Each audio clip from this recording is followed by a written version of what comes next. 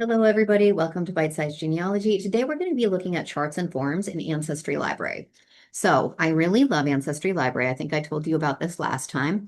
And I think there's two really unique features in Ancestry Library, and I love to share about them because I don't think that they're used as often as they should be. So we're going to access Ancestry Library from the library website. You can see them in the Derry Public Library, one of my favorite places to be. And I'm going to go ahead into research, and you would just call over and ask your library if they subscribe to Ancestry, and then you can go in and utilize it. It's a wonderful resource. I'm going to go ahead and hit Ancestry Plus here, and then I will be in. Last time we looked at the Learning Center. Today, I just want to touch on the really wonderful stuff in charts and forms. And if you've never looked under this tab, here's your golden opportunity. So, ancestral chart. This is one of those charts that's your like pedigree chart where you put in a name and then you put in your grandparents' names, anything you know about them. What I love about this is, as you can see, as I'm hovering over it, yes, I can print and download it, but I can also just fill it in while I'm sitting here, right? Like I don't have to sit there and write it out. My handwriting's very big, so it's kind of a pain if I have to do that. So this is kind of useful. Who want to just put down the information that you have. And that's a great first step with Ancestry. Write down what you know. Okay, and that's a good place to start. And then as you find more information, as you go into the databases, you can fill this out further.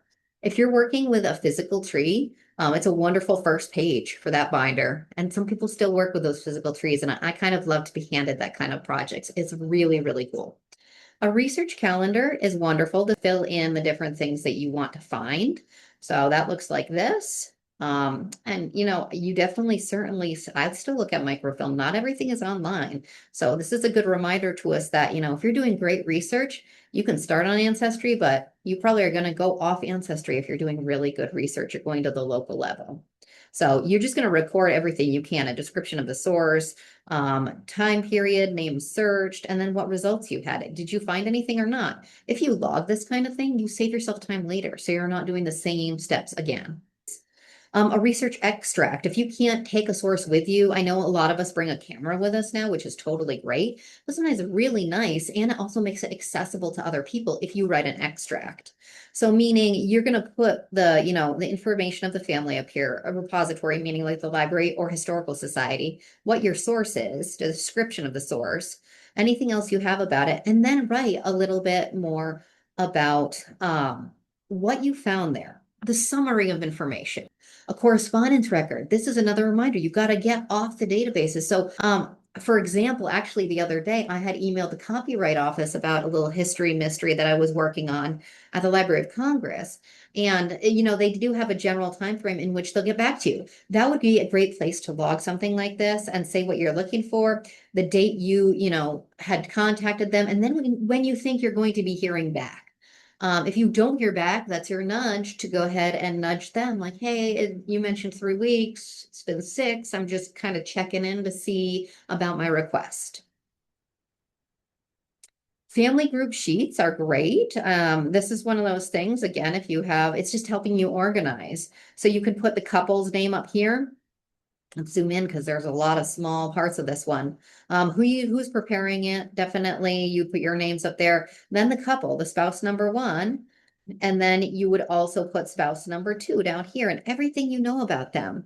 And then their children. So it's just putting the family group in a really clear, concise format. You also could use this source summary, but you're writing down the source, the name of the source, the author. It's almost like creating like a little citation for yourself so that you leave some breadcrumbs, the type of info. It gives you a little legend up here about the type of info. Is it a birth, a christening, a marriage, a death, a will? Is it military? Is it land records? Is it an obituary? It's like making a little bibliography there at the end for you, for the people who are receiving this family tree later. I think a lot of these charts and forms are great at making, and maybe that's why they're in Ancestry Library. It's great at making this accessible to other people. I think we really get into the weeds when we're learning about Ancestry and we're doing all the research and we're in the nitty gritty and we're building this massive family tree. But how do we then distill the information and share it? And these can really come in handy for that purpose. I also love the census form. So we're just going to really briefly look at this because it's very straightforward. These are great for extractions if you want to fill out everything you're seeing on a census form into a more clear form, depending on your handwriting. But What I love about this is it reminds us that the census is not the same year as after year. The first US federal census was done in 1790. And then as it went year to year, the Census Bureau has been working on getting those, crunching those numbers in different ways and getting different information and better information all these years. So absolutely different, especially 1850 forward. But it's a great first glance at what's on the census. If you're like, oh, I don't remember what's on the 1790 census, go to these charts and forms. You can always go to the Census Bureau. You can always go to NARA. I'm just letting you know this is also here. And what I love about it is it gives us just a really quick glimpse of exactly what all these columns are. What were they asking in the 1790 census? So they have a county, city, page, names of heads of families, free white males, 16 and upwards, including heads of families, free white males under 16, free white females, including heads of families, all other free persons. And then in this last column, it just says slaves. So in 1790, you're going to have the head of household listed here, and then everybody else is the tally mark. Okay. So your challenge here is for all these people in these columns, especially in this last one here, you really have to go digging if you're looking for any of these people in 1790. You're going to do a lot of cross correlation across different documents. But as an example of a much different sense here, there we go. Sorry about that. So, yeah, in fact, they break it into two sections. Each person whose place of abode, so they're all being named here, right? Everybody in the household is being named. Their relationship to the head of household is being named. And then they also start to have these immigration questions, your place of birth, the place of birth of your father, the place of birth of the mother.